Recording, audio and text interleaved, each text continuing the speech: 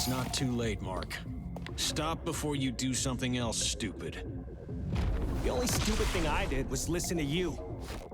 Hello, Internet.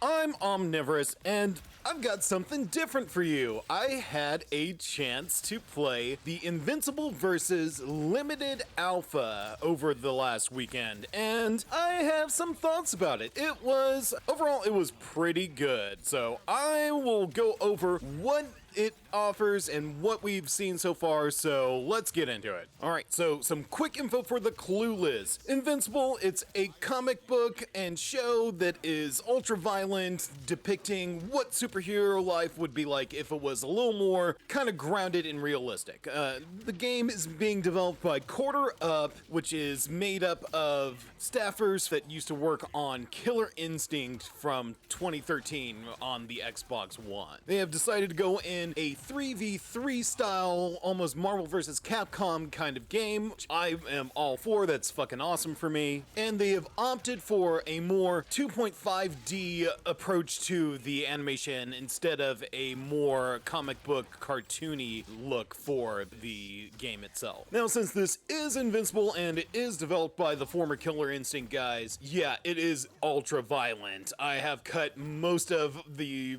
really gory stuff, but you do have full dismemberments and decapitation and lots of blood. Some people will criticize the way it looks simply because, yes, it does not have the high fidelity of various other fighting games on the market like Street Fighter 6, which looks just fantastic with the high fidelity in the character modeling and the way it goes about the features and the faces in there. But with that said, I will give Invincible VS the benefit that it does look very true to the source material, and it doesn't kind of warp the source material in a way that makes it look awkward or kind of the way Marvel vs. Capcom Infinite looked. And then one of the big things it has going for it is its sound design. Its sound design is pretty amazing, especially since they've retained all the voice actors from the show, including Stephen Wen, J.K. Simmons. I know Gillian Jacobs was in there. So yeah, everybody from the show, Michael Dorn doing Battle Beast, and they're doing an amazing job even if their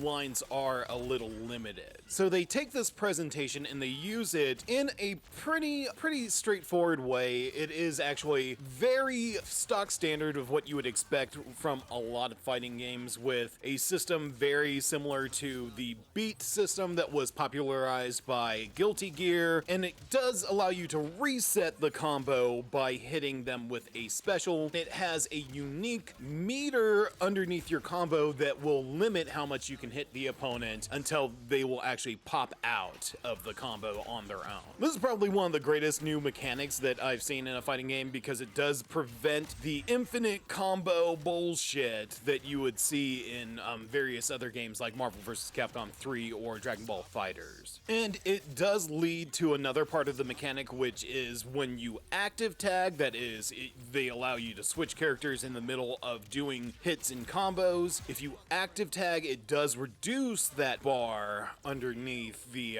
combo meter. And of course, since you're always going to be incentivized to active tag, they give you ways to counter that with their counter tag, which will actually counter the active tag, or their combo breaker. It is a nice balance between offense and defense. You're never going to be in a situation where you're overwhelmed by an opponent's offense unless you do not have the resources to defend yourself, or you just don't know what you're doing.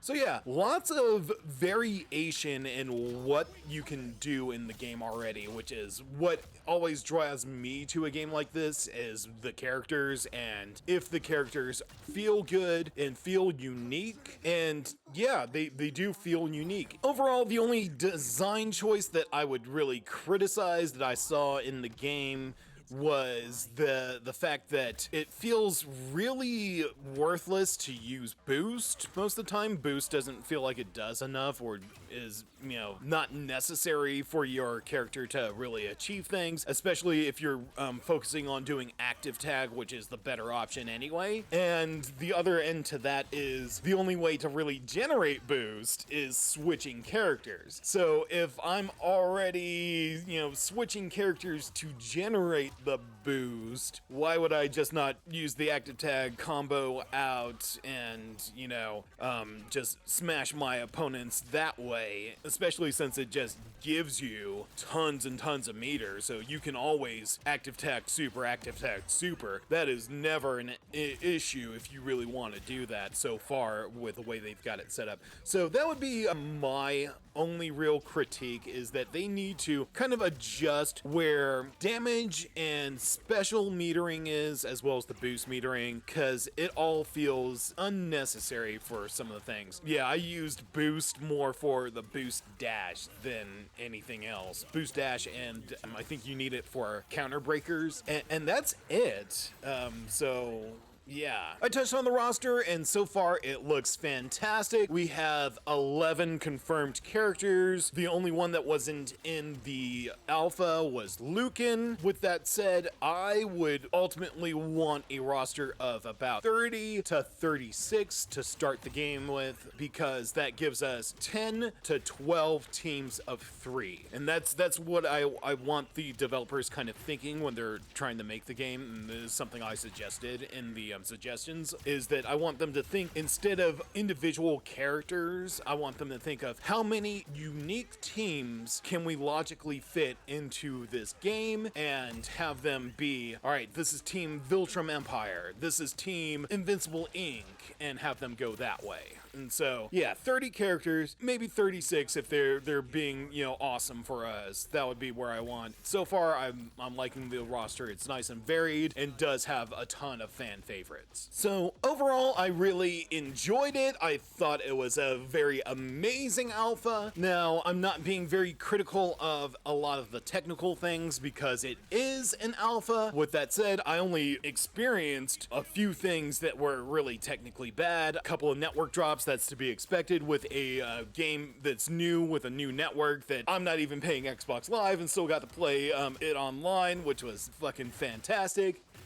I will say the rollback netcode was decent, but at times it did not seem like it did enough. It was still better than delay, so I'm happy that it already does incorporate rollback, which is fairly good. Other than that, it ran very smoothly offline. I didn't have any issues there. It looks pretty fantastic. It didn't have any errors in the visuals, or it feels really good. It's easy to learn, but hard to master, because the real difficulty comes not in building offense. I've found several 100% damage combos in the 2-3 days that I played it, but the thing is, good players aren't going to let you do that, because there's enough defensive options. People who are experienced with the game aren't going to let you hit that 100% combo a lot of the time. So yeah, I think it's pretty amazing. As a big fan of fighting games, as a big fan of the comics and the show, I would definitely recommend this to a lot of people. We're gonna have to see how it develops in the future. We're gonna need to see what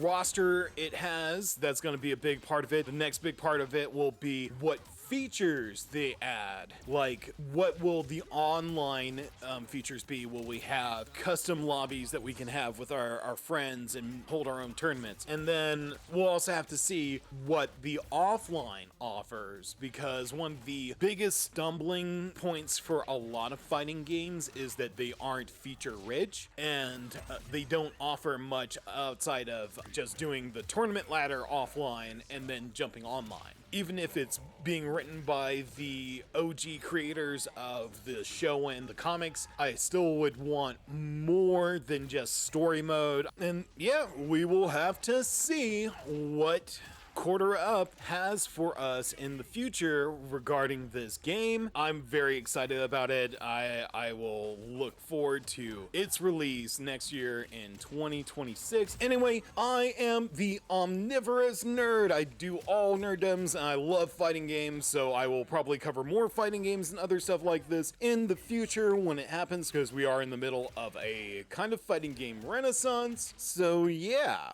cool stuff. Thank y'all for watching, and I will catch y'all next time.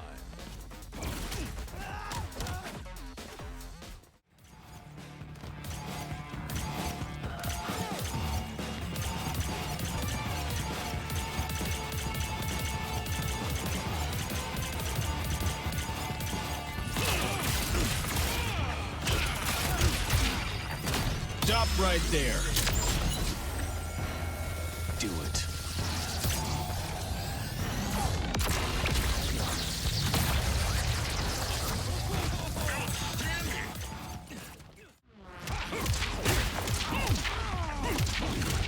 Pay attention.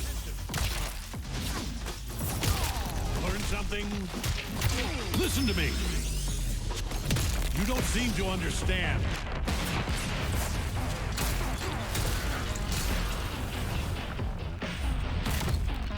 This battle isn't yours to win.